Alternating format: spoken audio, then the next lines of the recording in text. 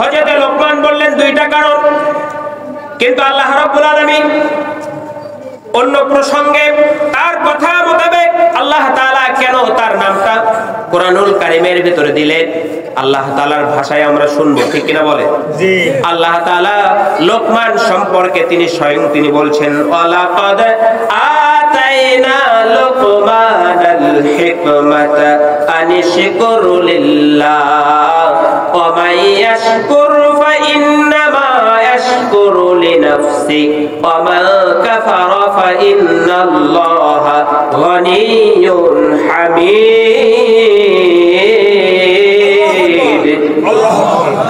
আল্লাহ তাআলা বলছেন, আমি লোকমানকে হিকমত দান করেছি, জ্ঞান দান করেছি, প্রজ্ঞা দান করেছি, মেধা দান করেছি, এই জন্য যাতে করে হযরতে লোকমান আমার প্রশংসা আদায় করতে পারে, আমার শুকর আদায় করতে পারে। ইবনে আব্বাস রাদিয়াল্লাহু তাআলা আনহু বলেন, হিকমত শব্দের অর্থ হচ্ছে বিবেক, প্রজ্ঞা, মেধা। হযরত আবু হাইয়ান রাহমাতুল্লাহি আলাইহি বলেছেন, হিকমত বলতে সেই কথা সমষ্টিগুলোকে বোঝায় যার দ্বারা মানুষ উপদেশ গ্রহণ করতে পারে। আল্লাহ তাআলা হযরতে লোকমানের ভিতরে এই প্রজ্ঞাটা দান করেছেন। আবার অনেক মনীষী বলেছেন, জ্ঞান অনুসারে আমল করা এর নাম হচ্ছে হিকমত। জ্ঞান অনুসারে কি করা? আমল করা। হযরত লোকমান তিনি তাই করেছেন। আল্লাহ তাআলা তাকে এত যোগ্যতা দান করেছেন, তার যোগ্যতার বলে মানুষ তার কথা শোনার জন্য একত্রিত হয়ে যেত, এবং আল্লাহ তাআলা তাকে জ্ঞান দিয়েছেন, সেই জ্ঞান অনুসারে তিনি আমল করলেন। আর কে আমল করলেন? আল্লাহ তাআলা সেই কথাগুলো নোট করে আমাদেরকে তিনি শুনিয়েছেন। চিল্লা বলেন না সুবহানাল্লাহ। এই জন্য আল্লাহ তাআলা বলেন, হযরত লোকমানকে কেন দান করলাম, জ্ঞান কেন দান করলাম, হিকমত কেন দান করলাম? আমার শুকর আদায় করার জন্য। এই জন্য বোঝা যায় আল্লাহ তাআলার অনুগ্রহ বলে কৃতজ্ঞতা প্রকাশ করার মানে হচ্ছে হিকমত।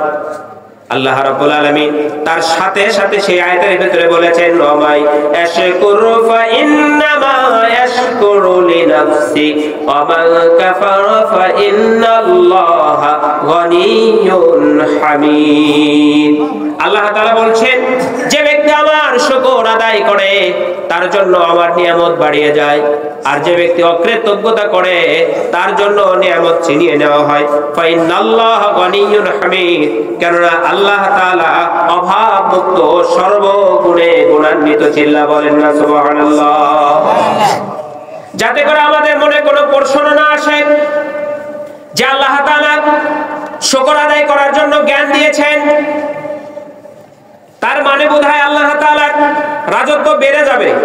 আমরা যদি আল্লাহ তাআলার শুকরিয়া আদায় করি, আল্লাহ তাআলা কি রাজত্ব বাড়বে? যদি না করি তাহলে কি সংকুচিত হবে, কমে যাবে? এই জন্য আল্লাহ তাআলা সাথে সাথে বলেছেন, ফাইন্নাল্লাহা গনিয়্যুন হামিদ। যদি তোমরা কৃতজ্ঞতা প্রকাশ করো এটা তোমাদের জন্যই লাভ হবে, আর যদি অকৃতজ্ঞতা করো তাহলে তোমাদের জন্যই ক্ষতি হবে, কেননা আমি অভাব মুক্ত, সর্বগুণে গুণান্বিত। চিল্লা বলেন না সুবহানাল্লাহ। আল্লাহ রাব্বুল আলামিন হযরত লোকমানকে জ্ঞান দান করলেন শুকর আদায় করার জন্য।